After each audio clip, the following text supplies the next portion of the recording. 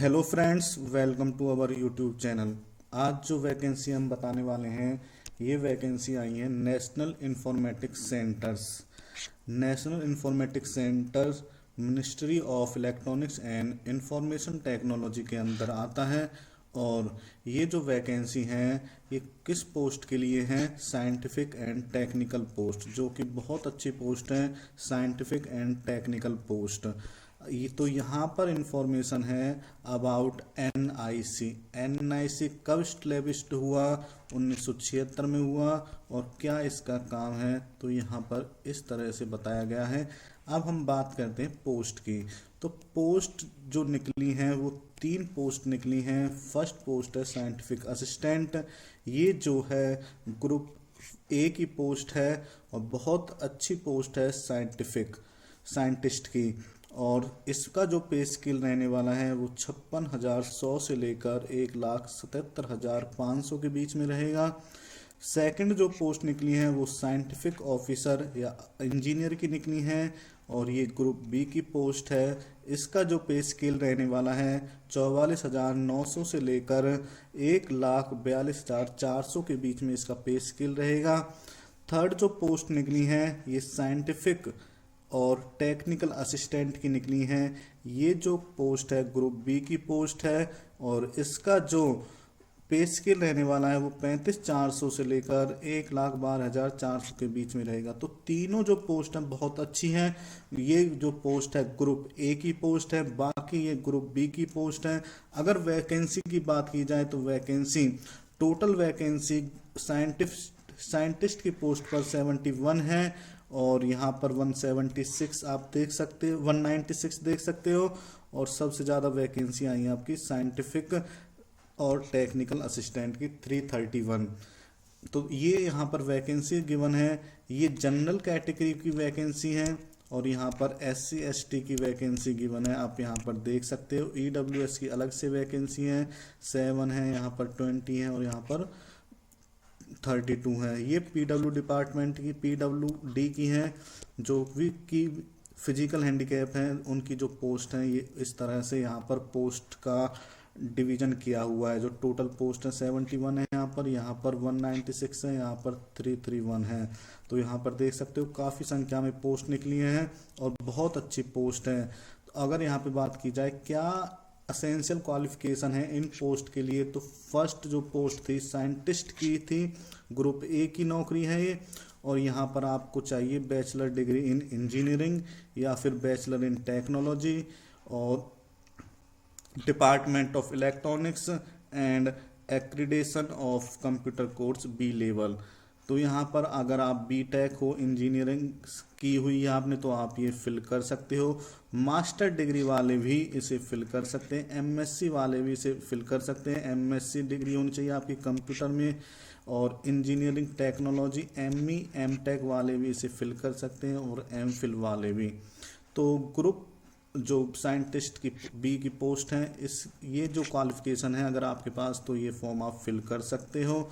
और यहाँ पर जो सेकंड पोस्ट थी फॉर साइंटिफिक ऑफिसर, उसमें आपको MSc MS MCA BE BTech या फिर कोई भी कॉम्बिनेशन हो जो इन पोस्ट के रिगार्डिंग हो, तो आप इन्हें फिल कर सकते हो। ये इनकी फील्ड है। इलेक्ट्रॉनिक्स में MSc होनी चाहिए, इलेक्ट्रॉनिक्स एंड कम्युनिकेशन में जो BTech होनी चाहिए, कंप्यूटर साइंस में BTech होनी चाहिए, इंफॉर्मेशन टेक्नोलॉजी में BTech होनी चाहिए। तो इन फील्ड के ही जो कैंडिडेट हैं वो एग्ज़ाम्स जो फॉर्म को फिल कर सकते हैं। अगर एक्सपीरियंस की बात करें तो यहाँ पर कोई भी एक्सपीरियंस रिक्वायर्ड नहीं है। और एज लिमिट की अगर हम बात करें तो एज लिमिट यहाँ पर है फॉर जनरल कैटेगरी के लिए एज लिमिट 30 है। SC ST के लिए 5 ईयर रिलैक्सेशन है 35 और OBC के लिए 33 तक जो एज के कैंडिडेट हैं वो फॉर्म फिल कर सकते हैं। PWD के लिए 40 एज तक हम फॉर्म को फिल कर सकते हैं। यहाँ पर ये आपका एज लिमिट होगा कि किस एज के जो व्यक्ति हैं वो इस फॉर्म को फिल कर सकते हैं। तो सबसे पहले आपको रजिस्ट्रेशन करना पड़ेगा विद योर email ID और फिर आपका सबमिशन एप्लीकेशन डिटेल्स भरनी पड़ेंगी, फिर आपको पेमेंट करना पड़ेगा। अगर पेमेंट की यहाँ पर बात की जाए तो पेमेंट कितनी होगी वो भी हम आपको बता देंगे। तो आप पेमेंट कर सकते हो, आप क्रेडिट कार्ड से, नेट बैंकिंग से आप पेमेंट कर सकते हो। तो ये आपका प्रोसेस रहा। अगर फीस की हम बात करें तो SC ST PWD और वुमेन कैंडिडेट के लिए कोई भी फीस नहीं है। फॉर जनरल कैटेगरी और अदर्स जो भी OBC बचा है तो उसके लिए पर पोस्ट के लिए 800 रुपये आपको देने पड़ेंगे। तो 800 रुपये की यहाँ पर एप्लीकेशन फ़ीस है। अगर एक पोस्ट के लिए आप करना चाहते हो, तीनों पोस्ट के लिए आप भरना चाहते हो तो आपको 2400 रुपये देने पड़ेंगे। अगर आप जनरल कैटेगरी या किसी और अदर कैटेगरी से बिलोंग करते हो और यहाँ पर application fee once paid will not be refunded. अगर आपने एप्लीकेशन फ़ीस आपने दे दी तो वो रिफ़ंड नहीं की जाएगी। सिलेक्शन प्रोसीजर की अगर हम बात करें तो सबसे पहले आपका रिटर्न एग्ज़ाम होगा, फिर आपका इंटरव्यू होगा for the post of scientist, B scientific officer और इंजीनियरिंग ऑफिसर के लिए आपका पहला रिटर्न एग्जामिनेशन होगा, फिर आपका इंटरव्यू होगा। जो रिटर्न एग्जामिनेशन होगा ये ऑनलाइन होने वाला है आपका, जिसमें question paper would consist of 120 numbers of multiple choice question, जिसमें 120 क्वेश्चंस रहने वाले हैं और उनके लिए आपको 3 घंटे का टाइम दिया जाएगा। अगर यहाँ पे बात करें कौन सा सब्जेक्ट किस तरह से आएगा तो question paper will consist 65% technical area, जिस भी पोस्ट को आप भर रहे हो उस टेक्निकल एरिया से 65% आने वाला है और 35% आने वाला है जेनेरिक एरिया से। और ये जो पेपर है 120 नंबर का रहेगा आपका, जिसमें भी की नेगेटिव मार्किंग भी रहने वाली है।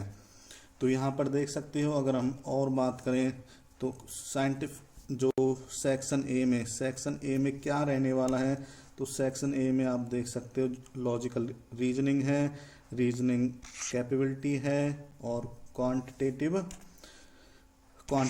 एंड क्वालिटेटिव एबिलिटीज़ हैं, जनरल एप्टीट्यूड है। तो ये हो गया हमारा 35 के अंतर्गत आएगा जेनेरिक एरिया में।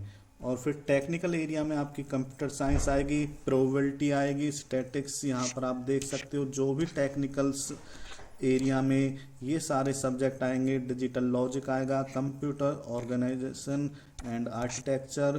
तो जितना भी आपने कंप्यूटर पढ़ा है, जिस फील्ड से आपने MSc की है, BE की है या BTech किया है, उसके अंतर्गत जो भी सब्जेक्ट आए, इस तरह के जो सब्जेक्ट आने वाले हैं तो आपको अपनी तैयारी करनी है। इस तरह से डाटाबेस है यहाँ पर। तो ये सारे सब्जेक्ट आपके 65% के अंतर्गत आएंगे। 120 क्वेश्चन रहने वाले हैं। 120 क्वेश्चन में 65% आपका टेक्निकल एरिया रहेगा, 35% जेनेरिक एरिया रहेगा। तो आपको सिलेबस भी बता दिया गया है। तो इस तरह से आपका ये सिलेबस रहने वाला है। तो दोस्तों, अगर आप इस फॉर्म को फिल करना चाहते हो तो वैसे तो ये पोस्ट अच्छी हैं, तो आप इन फॉर्म को फिल कर सकते हो अगर आप अपनी क्वालिफ़िकेशंस पूरी कर रहे हो। तो ऐसे ही पोस्ट के लिए हमारे चैनल को सब्सक्राइब करें। तब तक के लिए जय हिंद, जय भारत।